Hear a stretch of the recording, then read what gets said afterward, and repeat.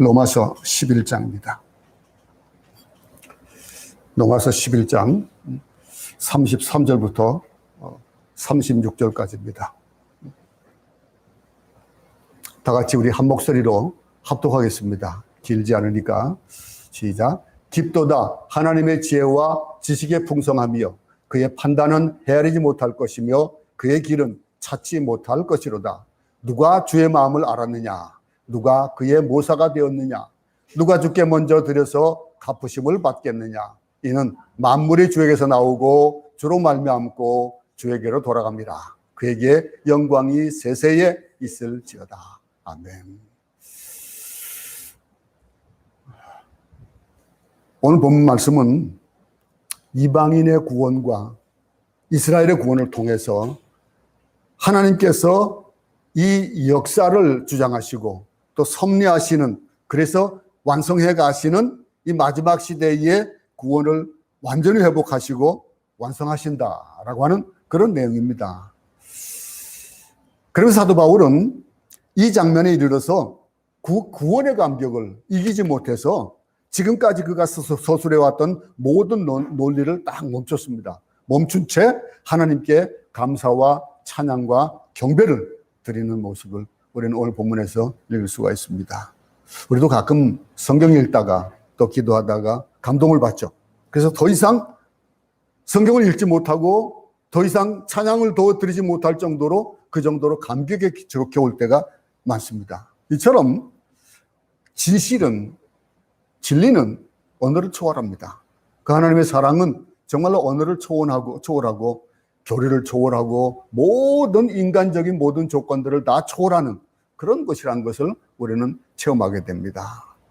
구원의 깊이, 넓이, 구원의 축복, 이게 너무나 크기 때문에 사도 바울은 하나님을 찬양하고 선포하면서 구원을 노래하는 모습을 오늘 33절에서 보게 되는 거예요. 다 같이 또 34절 한번 보겠습니다.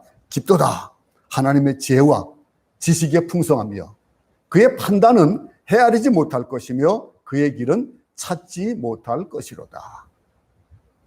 더 이상 뭐라고 표현할 수 있겠습니까? 그 하나님의 그 지혜와 그 지식의 풍성함, 그거를 우리 인간들의 입으로, 우리의 지식으로, 우리의 경험으로 설명할 수가 없는 겁니다. 사도 바울은요 굉장히 논리적인 사람이거든요.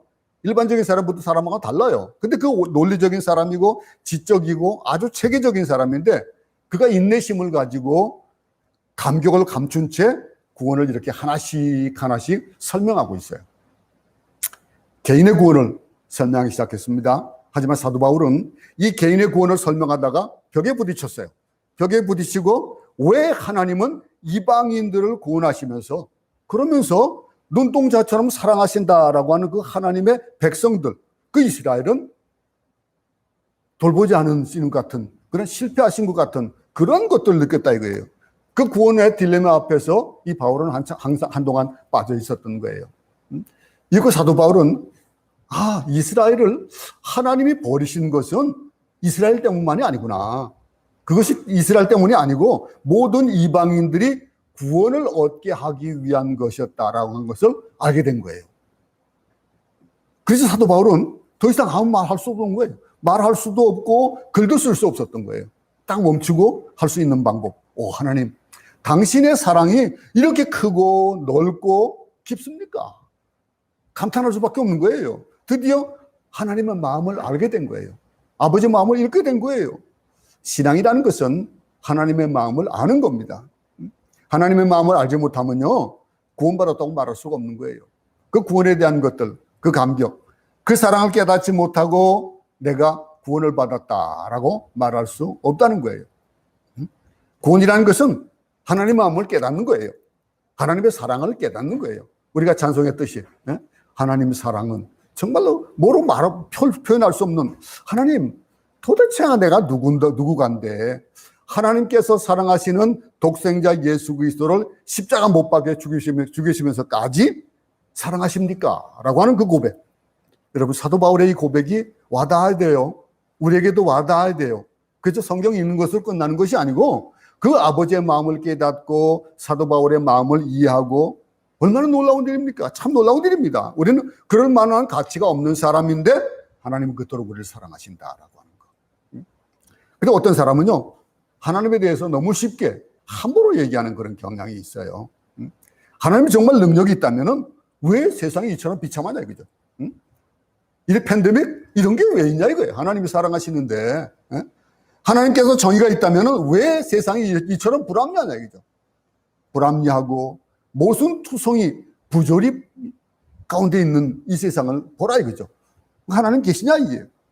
그렇게 해서 그들이 하나님께서 우리를 사랑하시기 때문에 고통당하시고 희생당하는 것을 알지 못하는 거예요.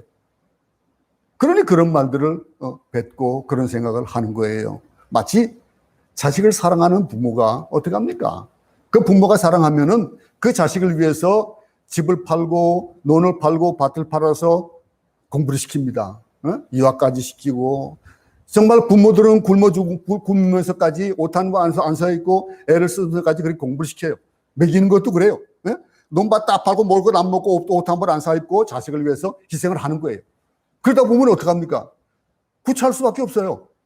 사 입을 옷을 안 사 입었으니까 맨날 입는 걸 또 입죠. 그러니 꼬치지 할 수밖에 없어요. 엄마 왜 이렇게 구질구질해요? 이런 아이들이 있어요. 왜 이렇게 사세요? 부모의 마음을 깨닫지 못하고 이러는 자녀들이 있다니까요. 그러면서 불평하고 불만해요. 나 다른 집 애들은 말이에요 이런데 왜 우리는 이래요? 더 못해주냐 이거예요. 정말로 모든 것을 다 해서 바치는 그 자녀를 위해서 해주는 그 부모의 사랑을 깨닫지 못하는 그런 자녀 같은 그런 것이 하나님 계시냐라고 하는 사람들의 마음이에요. 그 말이에요. 사도 바울은 바로 이걸 알게 됐습니다. 11장 마지막 부분을 공부하면서 여러분들이 하나님의 마음을 느끼고 깨닫게 되길 바랍니다. 오늘 이 마지막 11장 마지막을 보면서 이 사도 바울은요, 로마서를 시작하면서 그때부터 언급했던 것을 우리가 한번 돌이켜보면요, 모든 인류의 죄를 언급하고 하나님이 없는 자연인, 하나님을 섬긴다고 하는 종교인, 모두 할 것 없이 구원받을 만한 인간은 없다. 모든 인간은 다 죄에 빠져 죽게 된다라고 우리 인간의 실상을 얘기한 거예요. 이 지상에는 의인이 한 사람도 없다. 따라서 자신의 노력이나 자신의 의로는 구원받을 만한 인간은 없다 이거죠. 동시에 종교적인 노력이나 선을 행한다고 해가지고 구원을 얻을 수 있는 것도 아니다. 이렇게 사도 바울이 정의를 했었습니다. 구원받는 길 인간에게 있지 않다. 자신의 노력이나 종교적인 행위에 구원이 있는 것이 아니라 하나님의 은혜 때문에 값없이 은혜를 받게 된 것이다. 바로 그분이 예수 그리스도다 이거예요. 예수 그리스도는 구약에 예언한 메시아고 인류를 구원한 메시아다. 그분이 우리의 죄를 대신하여 십자가에 못 박혀 죽으심으로 말미암아 우리가 구원을 받게 되었다.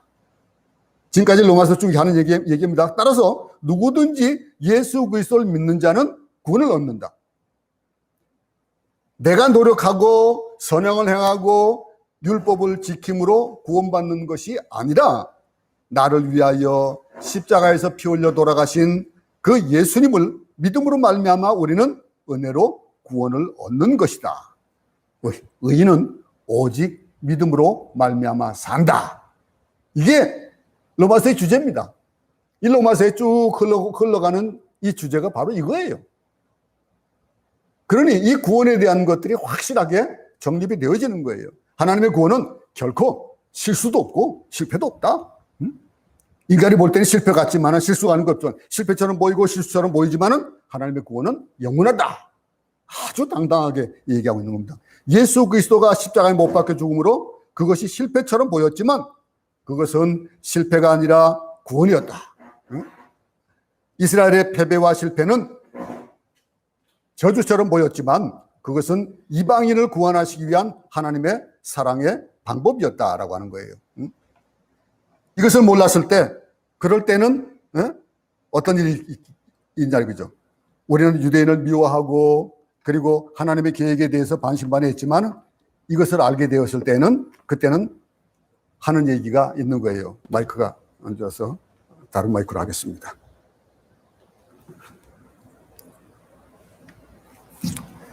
깊도다. 하나님의 지혜와 지식에 부유합니다.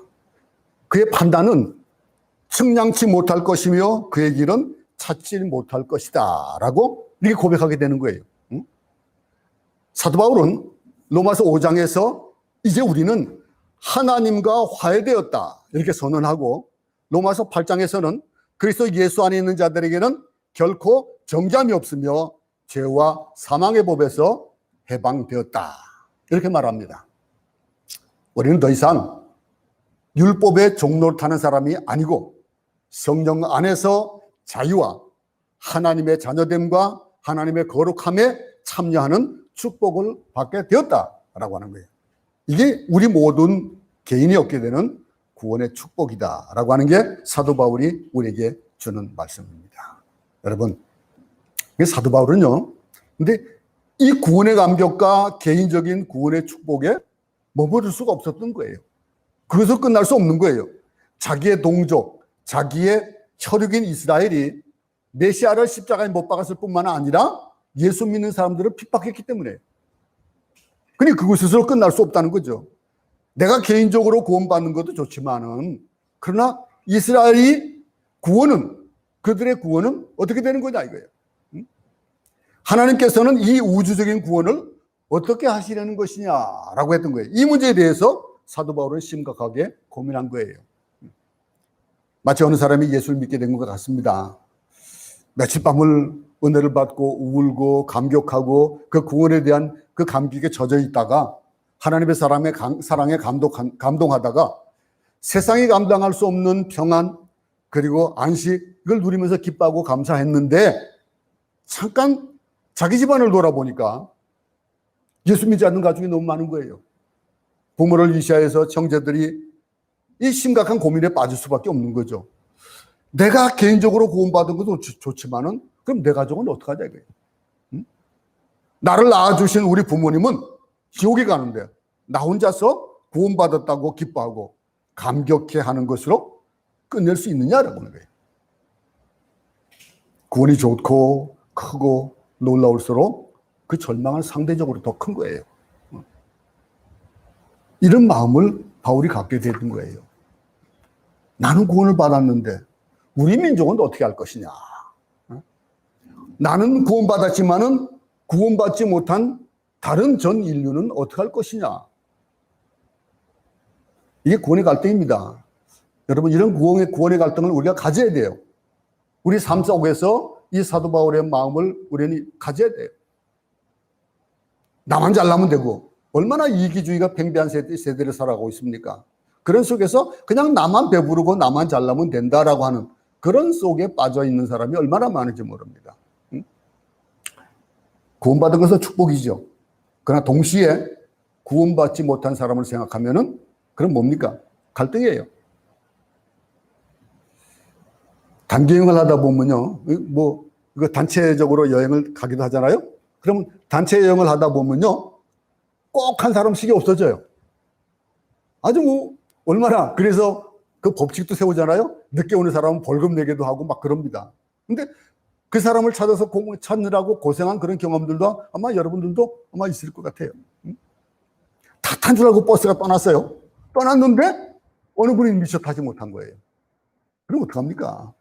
그럼 그렇다고 뭐 두고 갈 수 있어요? 알아서 오십시오 그럴 수 없잖아요. 그럼 어떡합니까? 그 사실 알고부터 버스가 다시 돌아가는 거예요. 거기에 탄 사람들이 불안해하는 거예요. 안타까워하는 거예요. 오던 길로 다시 돌아가는 겁니다.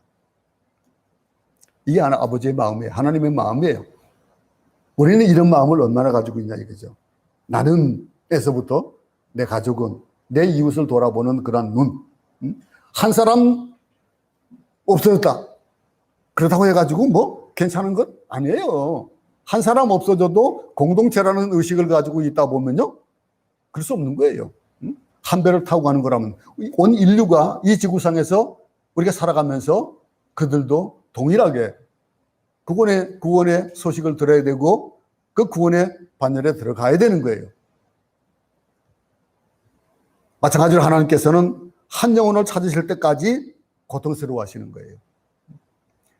그런 하나님께서 어떻게 이스라엘만 구원할 수 있겠냐라고 하는 거예요. 전 이방인을 구원하려면 그럼 어떻게 되냐? 방법이 있어야 될 거 아니에요. 그죠? 그래서 이스라엘이 희생해야 됐던 거예요. 구원에는 희생의 대가가 다릅니다. 한 사람이 구원을 받기 위해서는 누군가 희생을 해야 돼요. 쉬운 예로 빵이 하나 있습니다. 그러면 그 한 사람의 배불리기 위해서는 어떻게 됩니까? 다른 사람 배가 고파돼요. 한 사람이 가지게 되면 한 사람은 못 갖는 거예요. 그걸 자를 수 없는 경우엔 더 그래요. 네? 마찬가지로 온 인류가 구원을 얻기 위해서 하나님이 아들이 희생이 됐고 이방인의 구원을 얻기 위해 가지고 이스라엘이 희생되었다라고 하는 거. 여러분의 가족이 구원받기 위해서는 여러분이 희생해야 된다는 거예요. 내가 희생을 해야 내 가족이 구원받을 수 있다라고 하는 그 명제를 우리는 지켜야 되는 거예요. 그걸 잊으면 안 된다는 거예요. 이게 하나님의 사랑입니다. 사도 바울은 이스라엘 실패, 이스라엘의 저주, 이스라엘의 완악함 때문에 고민하기 시작한 거예요. 이방인들은 예수님을 영접하는데 왜 이스라엘은 그토록 고집스럽게 믿지 않는 것일까? 참 사도 바울이 얼마나 안타깝겠습니까? 안 그래요? 이런 마음을 가져보지 않았으면 모르잖아요. 우리 가족이, 우리 친척이, 내 주위가 구원받은 것에 대한 감격이 없으면 이 사도 바울의 마음을 몰라요. 그러면 나의 민족은 어떻게 되느냐? 하나님은 이스라엘을 버리셨는가? 그러면서 구약을 읽기 시작합니다. 이사야, 에레미야, 에스겔을 읽다가 하나님은 이스라엘을 너무나 사랑하신다는 사실을 알게 되는 거예요. 알게 되고 결코 이스라엘을 버리시지 않는다는 사실도 알게 되는 거예요. 그는 계속해서 고민하면서 기도하는 중에 하나씩 깨닫기 시작합니다. 그렇게 쓴 것이 8장에서부터 11장까지의 말씀들이에요. 이해가십니까? 이렇게 지금 8장부터 11장이 그렇게 이어져 온 거예요. 하나님은 이스라엘이 미워서 버리신 것이 아니라 이방인을 사랑하시기 때문에 이스라엘을 희생제물로 쓰셨고 이방인의 수가 차기까지 더러는 완악하게 하셨다라고 하는 것. 이거를 사도 바울은 고백하고 있는 거예요. 여러분, 이스라엘이 실패해서 이방인의 축복을 그렇다면요, 이스라엘이 하나님 앞으로 돌아온다. 그럼 그 축복이 얼마나 크겠습니까? 생각해 보세요. 네? 하나님의 사랑이 이스라엘의 실패를 통하여 나타났고 하나님은 온 인류를 사랑하셔서 독생자 예수 그리스도를 희생시키신 것인데 온 이방인들을 구원하기 위해서 이스라엘을 희생시켰습니다. 그렇다면 하나님 마음이 얼마나 아팠을까요? 그 아픈 마음을 우리는 압니까? 예수님이 십자가에서 엘리 엘리 라마 사박다니 하나님 어찌하여 나를 버리시나이까 라고 했던 그 고백의 마음, 그 소리를 들으시는 하나님께서는 어떠셨나 이거죠. 그 마음이 2000년 동안 유대인 역사를 보신 하나님의 심정은 어떻겠습니까? 그들이 유대인이기 때문에 얼마나 처절하게 막 학살당하고 고문당하고 극심하게 고문당하고 고통을 당했는지 몰라요. 도대체 그들이 그렇게 고민했던 이유는 뭡니까? 그렇게 많은 고난을 받았던 이유가 뭐냐 이거예요. 그 기간 2000년 동안을 그려 했는데 한번 우리 생각해 봅시다. 우리 민족 봅시다. 물론 이제 나라가 힘이 없을 그때에는 막 그냥 중국에서 청에서 몽고에서 우리를 갖다가 자꾸 깐죽거리느라고 고난도 받았지만은 그렇지만 우리에게 실질적으로 나라를 빼앗겼던 기간은 짧아요. 36년밖에 안 돼요. 그런데도 얼마나 애를 타고 얼마나 고생했습니까? 그러다 보니까 그 짧은 기간인데도 불구하고 그걸 못 견뎌가지고 그래서 나라를 팔고 하는 그런 사람들도 생기고 그랬잖아요. 근데 2000년 동안 대학살을 받았던 이스라엘을 한번 생각해 보세요. 그들은 2000년을 고난을 받았습니다. 누구 때문에? 여러분과 저 때문에 그랬어요. 이스라엘의 고난은 이방인을 구원하기 위한 하나님의 섭리였습니다. 그리고 유대인인 바울은 이방인을 위한 사도로 부름을 받았다라고 하는 자기 사명을 알았던 거예요. 그럼 금줄이고 돌로 맞고 태장으로 맞고 마음의 사형 선고를 받는 고난을 이방인을 위해서 아끼지 않고 희생했던 그 사도 바울. 우리 생각해 볼 수 있기 바랍니다. 이 사실 앞에서 사도 바울은 하나님의 사랑을 깨닫고 하나님의 그 구원의 오묘한 섭리를 깨닫고 그러고 나니 어떤 마음이 들까요? 그는 눈물이 흐르기 시작했습니다. 울기 시작합니다. 깊도다. 하나님의 지혜와 지식에 부여하며 그의 판단을 헤아리지 못할 것이며 그의 길은 찾지 못할 것이로다. 이 사도 바울이 고백하는 이 고백이 어떻습니까? 34절 한번 보겠습니다. 누가 주의 마음을 알았느냐? 누가 그의 모사가 되었느냐? 이 말은 이사와 욥기를 이사야와 욥기를 읽다가 깨달은 거예요. 도대체 누가 주님의 마음을 알겠냐? 구원받은 자는 하나님의 마음을 알아야 되고, 만약 하나님의 마음을 모른다면 우리의 구원을 다시 한번 생각해 봐야 됩니다. 하나님의 사랑을 깨닫지 못하면 여러분의 구원은 단지 기계적인 것에 불과한 건데, 이 말씀은 이사야 40장 13절에 있는 말씀, 그걸 사도 바울이 인용한 거예요. 고린도전서 12장 6절에는 이렇게, 누가 주의 마음을 알아서 주를 가르치겠느냐? 그러나 우리가 그리스도의 마음을 가졌느니라 그랬습니다. 생각해 보세요. 이 세상에서 가장 어리석은 자가 있다면 누굴까요? 하나님을 가르치는 자일 거예요. 그죠? 하나님을 가르친다. 생각해 봅시다. 물론 이제 아이들은 오늘 아침에도 우리 손주들한테 막 얘기했는데 모르는 거 너무 많아요. 요즘 책을 읽고서 아는 지식이 어떨 때는 어른들을 능가해요. 나도 알지 못하는 뭐 고기 이름을 대고 무슨 나무 이름을 대고 뭘 이름을 대면서 이렇다 저렇다 하는데 야, 기가 차더라고요. 야, 그런 것도 알고 있어 하고 칭찬하지만은 어떨 때는 보면은요, 그 아이들이 참 어리석은 얘기할 때가 참 많아요. 그죠? 근데 어리석은 얘기를 할 때는 어떡합니까? 얘는 막 그거 아니야? 그래요? 안 그러거든요. 그런데 진짜 만약에 어리석은 어떤 젊은 나이가 들은 어른이 어리석은 얘기를 우리에게 하면 어떡합니까? 콧방귀도 안 끼죠. 그죠? 콧방귀도 안 끼는 거예요. 근데 이렇게 하나님을 가르치려는 사람이 너무 많아요. 심지어는 예수 믿는 사람도 마찬가지예요. 하나님을 훈계하고 하나님을 가르치고 싶어하는 그런 무신론자들, 또 그런가 하면은 회의론자들도 있고요, 불가지론자들도 있어요. 예수를 믿는다는 사람 가운데도 있는 거예요. 어떻게 하나님이 그럴 수 있느냐? 하나님 왜 내 기도 안 들어주세요? 누구에게는 복을 주시고 왜 나에게는 왜 안 그러셔요? 하나님께 핑계를 대는 그런 어리석은 자들이 얼마나 많은지 몰라요. 이 하나님에 대해서 잘못 생각하는 두 종류의 사람들이 있습니다. 첫 번째 부류는 무신론자들입니다. 무신론자들. 하나님 없다고 말하죠. 하나님 없다. 회의론자들과 불가지론자들도 마찬가지예요. 하나님이 계신지 안 계신지 모르겠다 이거예요. 그런데 왜 하나님을 얘기하냐. 하나님에 대해서 얼마나 오만한지 몰라요. 없다고 생각하니까. 인간의 이성을 앞세우고 그리고 인간의 합리성을 앞세우는 거예요.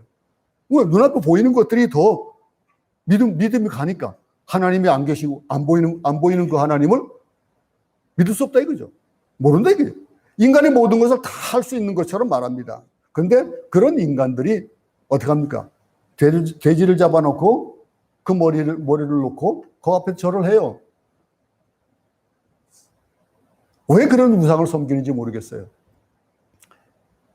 제가 며칠 전에 다큐를 봤습니다. 다큐를 보는데 KBS에서 한 다큐를 보는데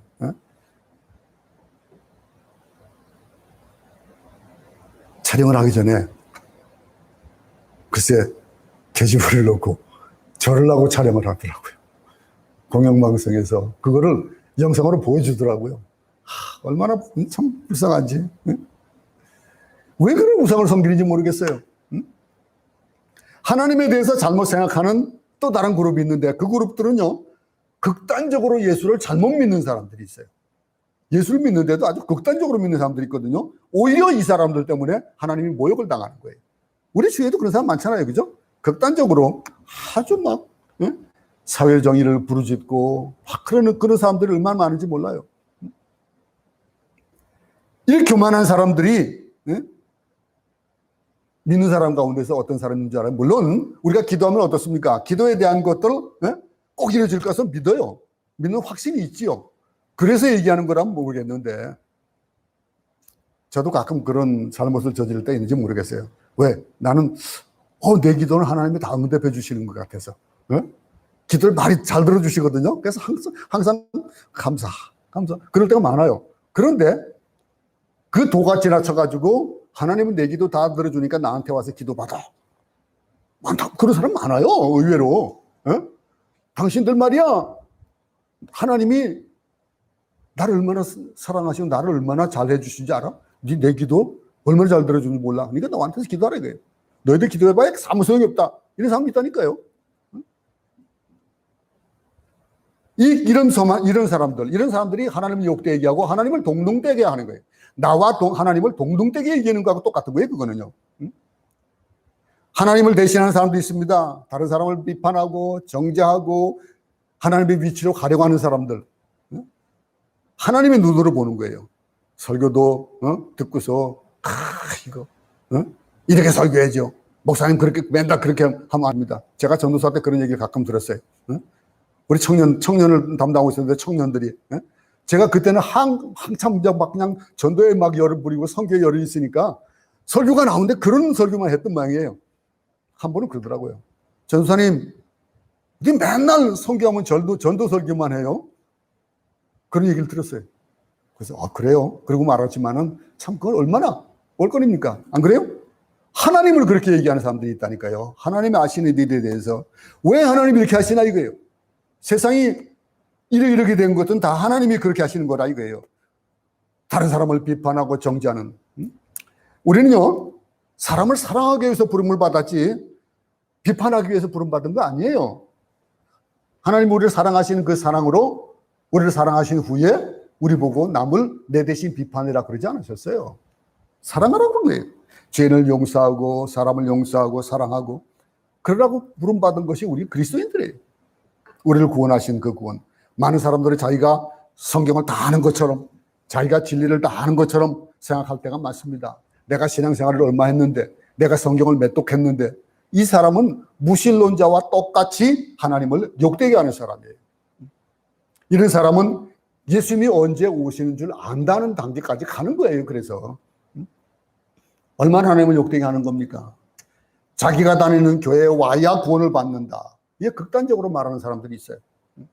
자기의 좁은 지식으로 교회를 마음대로 평가하고 정의해 내리는 그런 사람들. 무신론자보다 더 무서운 사람들이죠. 그죠? 바리새인들이고 서기관들이 그랬어요. 그들은 자기가 알고 있는 종교적인 지식으로 참 생명을 다 죽이고 성령의 역사를 제한했었습니다. 이어서 우리 35절 보겠습니다. 누가 주께 먼저 드려서 갚으심을 받겠느냐? 누가 주께 먼저 드려서 갚으심을 받겠느냐? 말씀은요, 욥기 35장 7절과 41장 11절에 있는 말씀을 인용한 건데 욥기 35장 7절 한번 찾아보겠습니다. 모두 다 같이 한번 찾아보겠습니다. 욥기 35장 7절과 욥기 41장 11절입니다.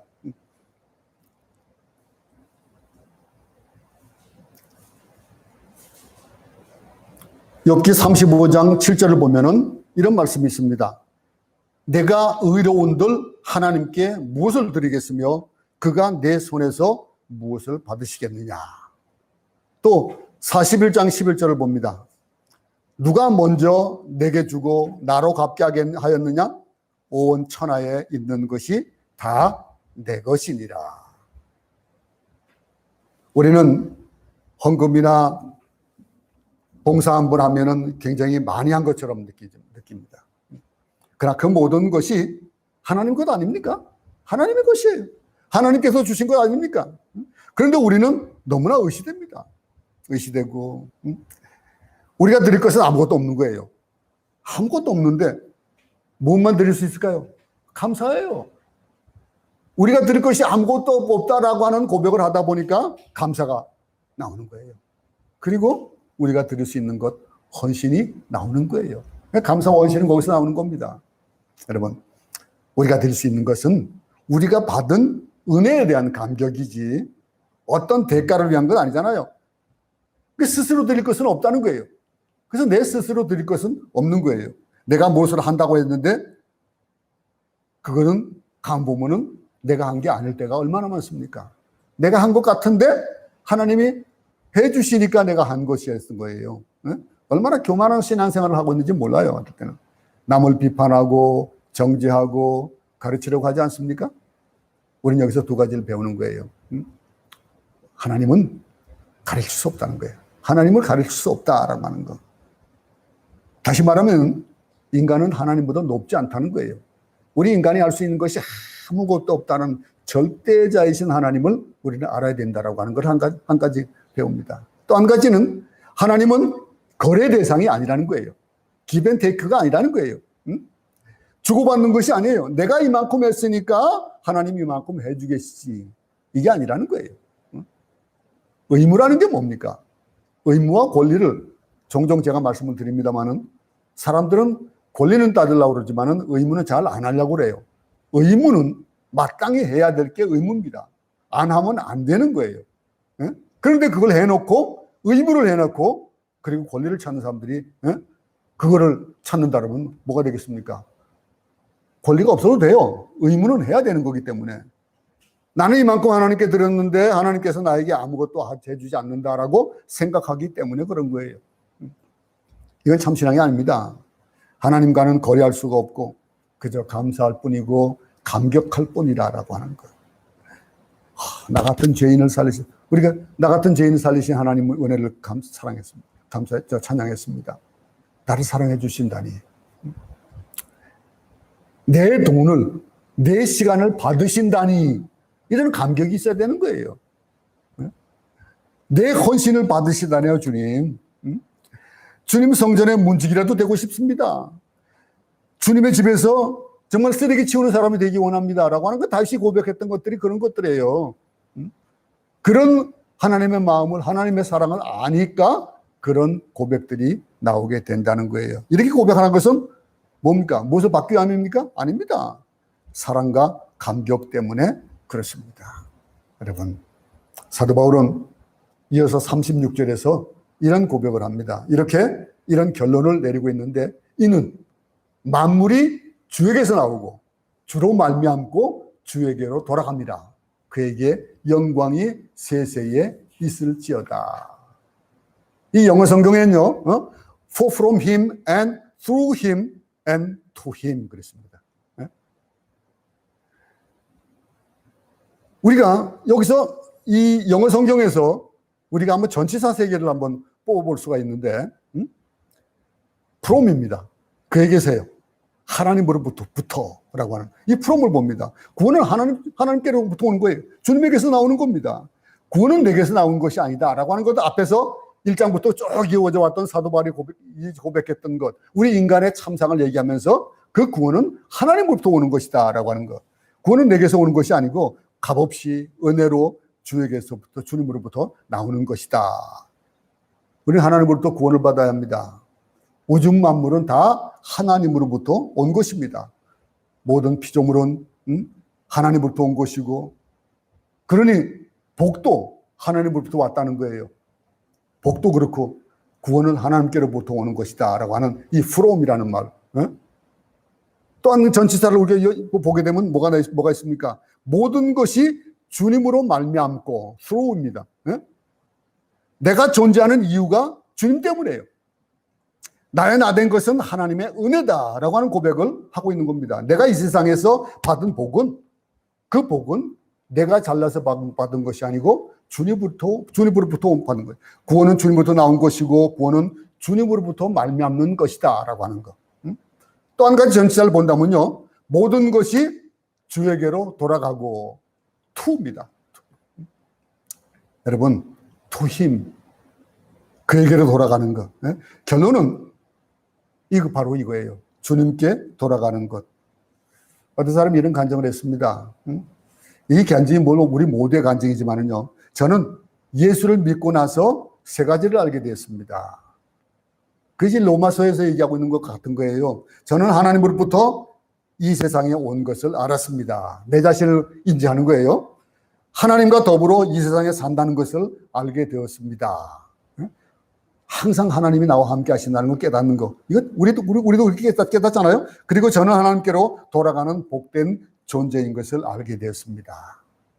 여러분, 이게 우리의 고백 아니에요? 우리 모두의 고백이 이렇습니다. 나와 여러분이 우리 인생을 이렇게 정의할 수 있길 바랍니다. 우리는 주님으로부터 나왔고 주님과 더불어 세상에 살고 그러다가 주님께로 돌아간다. 우리는 갈 곳이 있어요. 갈 곳이 없는 사람 얼마나 참 비참합니까? 세상 많은 사람들은 갈 곳이 없어요. 갈 곳이 정해져 있어요. 지옥밖에 없어요. 우리는 갈 곳이 있어요. 여러분, 어디서 왔습니까? 내가 어디로 와서 어디로 가느냐라고 하는 그 음성, 하갈에게 들려줬던 그 음성을 우리에게도 들려주실 거예요. 어떨 때는 우리가 그걸 듣습니다. 그러면 우리는 뭐라고 합니까? 주님으로부터 와서 이 프롬이 인정이 되어지는, 주님으로부터 왔다라고 하는 거. 하나님께로부터 온 존재임을 깨닫는 거예요. 여러분, 아이들에게 그런 질문 가끔 하죠? 달걀이 먼저냐? 닭이 먼저냐? 얘기하죠? 우리는 달걀에서 나온 존재가 아닙니다. 네? 어떤 남자와 여자가 만나가지고 우연히 만나서 우리가 만들어진 것이 아니라는 거예요. 나는 분명히 하나님의 사랑과 계획을 가지고 이 세상에 태어난 가치 있는 존재다. 주님과 더불어 이 세상에서 하나님을 위해 사는 존재요, 결국은 주님께로 돌아가는 존재라는 것. 오늘 이 사도 바울의 고백, 이 고백을 우리가 할 수 있다면 하나님 앞에 감사하지 않을 수 없는 것. 기도다. 하나님의 지혜와 지식의 풍성함이요. 이런 고백이 우리 입에서 저절로 나오는 거예요. 36절 끝부분입니다. 영광이 그에게 세세에 있으리로다. 아멘. 여러분, 이런 감동이길 바랍니다. 하나님의 구원 참 놀랍습니다. 사도 바울이 얘기했듯이 참 하나님, 당신의 구원은 내가 측량할 수 없으며 당신의 구원은 내가 다 이해할 수 없으며 당신의 구원은, 그 사랑은, 그 오묘한 섭리는 내가 다 이해할 수 없습니다. 그럼 어떻게 될까요? 이런 고백을 드리고 나면은 우리가 할 수 있는 일들이 뭡니까? 감사합니다. 찬송합니다. 헌신합니다. 나를 쓰시옵소서. 나를 주님의 도구로 쓰시옵소서. 영광이 세세토록 있을지어다 라고 하는 그 고백이 나올 수 있다는 거죠. 이 사도 바울의 고백이 우리 모두의 고백이 되기 바랍니다. 이 한 주간 정말 하나님을, 나를 알고, 하나님을 알고, 내 출처를 알고, 내가 이 세상에 살아가는 목적을 알고 내가 돌아갈 그곳을 생각해 본다면은 우리는 이 하루가, 하루하루를 정말로 열심을 다해서, 정성을 다해서 감사함으로, 감격함으로 찬양하는 삶이 계속 이어져야 될 것입니다.